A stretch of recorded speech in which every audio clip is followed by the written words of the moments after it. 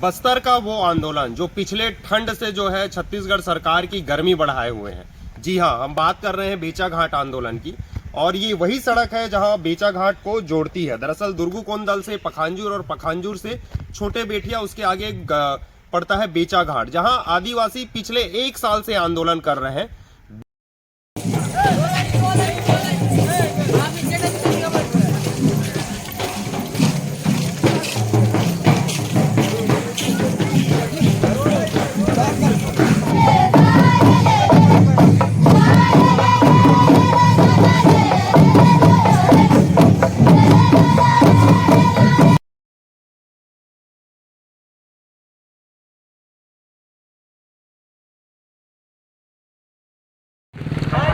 तो जैसा कि आपको हमने बताया कि पिछले साल ठंड के दिनों में जो है एक आंदोलन उत्तर बस्तर में उठी थी, बेचा घाट का आंदोलन, और वहीं हम जा रहे हैं। और इस वक्त जो है हम बेचा घाट पहुंच चुके हैं। आप मेरे पीछे देख सकते हैं, ये प्रवेश द्वार है बेचा घाट का।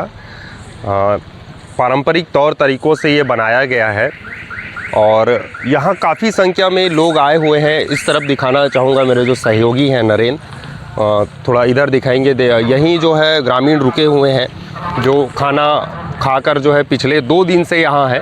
और इनकी जो जनसंख्या है वो काफ़ी वृहद रूप से है। तकरीबन कम से कम समथिंग 10 से 7 हज़ार की जनसंख्या है यहाँ। आप देख सकते हैं जो बच्चे हैं स्थानीय, वो भी अपने पारंपरिक पोशाकों के साथ जो है यहाँ विरोध दर्ज करवाने आए हैं। मैं जो है अपने सहयोगी से बोलूँगा कि थोड़ा आगे आए। देखिए, अपने लिखा हुआ है कि अपने अधिकारियों के लिए अधिकारों के लिए आवाज़ बुलंद करें, जल जंगल ज़मीन अपना पूरा अधिकार हो, 9 और 10 की सभा को सफल बनावे। बेचा घाट आंदोलन की आज वर्षगांठ है। आज जो है शहीद वीर नारायण सिंह का जो है शहादत दिवस भी है। इसी के दिन से जो है बेचा घाट आंदोलन शुरू हुआ था। मैं आपको एक और भी बोर्ड दिखाना चाहूँगा जिसमें इन्होंने सारी बातें जो है लिखी है कि बेचा घाट आंदोलन की वर्षगांठ में जो आ रहे हैं उनका स्वागत किया गया है। उनमें जो मांगे हैं वो भी लिखी गई है। दरअसल मसला ये है यहाँ पूरा कि जो यहाँ पुल बन रहा है उसका ग्रामीण विरोध कर रहे हैं। दरअसल विरोध का कारण यह है कि ग्रामीणों से बिना पूछे, बिना ग्राम सभा के जो है वो पुल बनाया जा रहा है। इसके अलावा जो है जो कैंप है, यहाँ कैंप बैठाया जा रहा है, उसके विरोध में भी है। कैंप का विरोध इसलिए है कि कैंप जो है स्थानीय आदिवासियों के लिए नहीं है, ऐसा उनका कहना है। आप देख सकते हैं ये एक बड़ा सा पोस्टर है, उसमें सारी चीज़ें जो है इन्होंने लिखा हुआ है। एक जन आंदोलन की बात कही गई है। यही नहीं, यहाँ पेशा कानून जो 2022 है उसको भी रद्द करने की बात कही गई है। साथ ही स्थानीय जो राव घाट लॉ-एस्क परियोजना है वो भी बंद करने की बात कही गई है। और आदिवासी अंचलों में ग्राम सभा के बिना खोले गए खनन परियोजनाओं को भी बंद करने की बात कही गई है। ऐसी बहुत सारे जो है मांगे हैं इनकी। सबसे ख़ास बात यहाँ है कि पिछले 2 दिन से यहाँ आदिवासी डटे हुए हैं। मैं सहयोगी को बोलूँगा कि एक बार दिखाएं। वो ये यहीं खा रहे हैं, यहीं रह रहे हैं और अपने जल जंगल ज़मीन को बचाने के लिए लगातार जो है प्रयासरत है। जैसा कि पहले भी मैंने आपको बताया कि यहाँ आंदोलन जो है पिछले साल इसी तारीख को शहीद वीर नारायण शहादत दिवस के दिन से शुरू होकर आज पहली बरसी है, इसकी पहली वर्षगांठ है। और अब तक जो है पिछले 1 साल से यहाँ आंदोलन चल रहा है और लगातार यहाँ जो आंदोलन स्थल है वहाँ आदिवासी बैठकर अपना विरोध दर्ज करा रहे हैं। हम अंदर भी ले जाएंगे, ये बाहर का नज़ारा था और अंदर भी आपको ये सारी चीज़ें दिखाएंगे। जैसा कि मैंने आपको बताया, बाहर का नज़ारा आपको बेचा घाट का दिखाया मैंने। अब मैं आपको अंदर का नज़ारा दिखा देता हूँ। आप देख सकते हैं ये हज़ारों की संख्या में यहाँ आदिवासी जो है इकट्ठा हुए हैं और वो जो है लगातार यहाँ जो पुल है उसकी मांग कर रहे हैं कि यहाँ पुल ना बनाया जाए, ग्राम सभा की सहमति लिया जाए। कांकेर जैसे क्षेत्र में इतनी वृहद रूप से एक आंदोलन जो है खड़ा होना अपने आप में बात है। आप मेरे नज़र से देख सकते हैं कि कितनी बड़ी एक भारी संख्या है यहाँ के स्थानीय लोगों का जो अपनी मांगों को लेकर लगातार जो है मुखर है। छोटे बच्चे हों, महिलाएं हों, सबकी बराबर भागीदारी है। यहाँ तक बहुत भारी संख्या में लोग आए हैं। ये मंच है, मैं अपने सहयोगी से कहूँगा कि दिखाएं एक बार वो मंच को। ये एक मंच है, यहाँ से जो है लोगों से बात कही जा रही है। और एक भारी जो संख्या है भीड़ की आप देख सकते हैं। ये जो है एक पुल ना बनने को लेकर है। कारण ये है कि यहाँ के जो स्थानीय लोग हैं उनसे बिना ग्राम सभा के सहमति के ये पुल का निर्माण हो रहा है। जैसा कि स्थानीय गवर्नमेंट अक्सर कहते आ रही है कि हमने पैसा कानून लाया है, लेकिन उन पैसा कानून में भी बहुत सारी खामियां हैं, उसको लेकर भी यहाँ के लोग विरोध कर रहे हैं।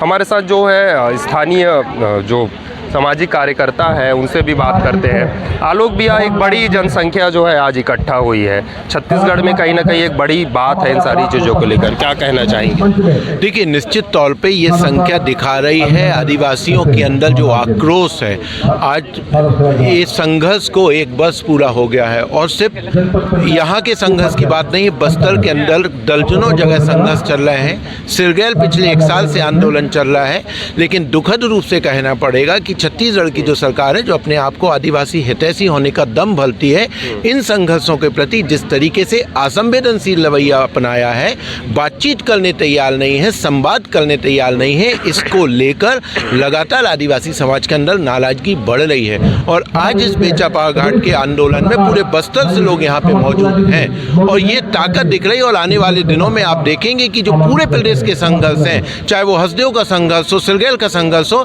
ये संघर्षों के जुड़ाव आपस में जो बन रहे हैं, एक बड़ी ताकत के रूप में आने वाले दिनों में ये सामने आएंगे।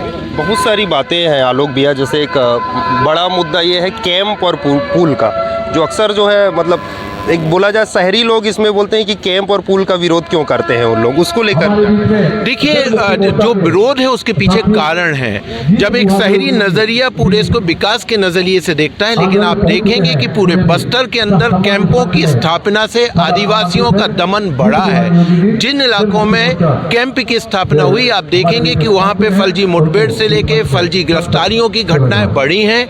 आदिवासियों का जंगल में स्वतंत्र रूप से घूमना मुश्किल हो रहा है।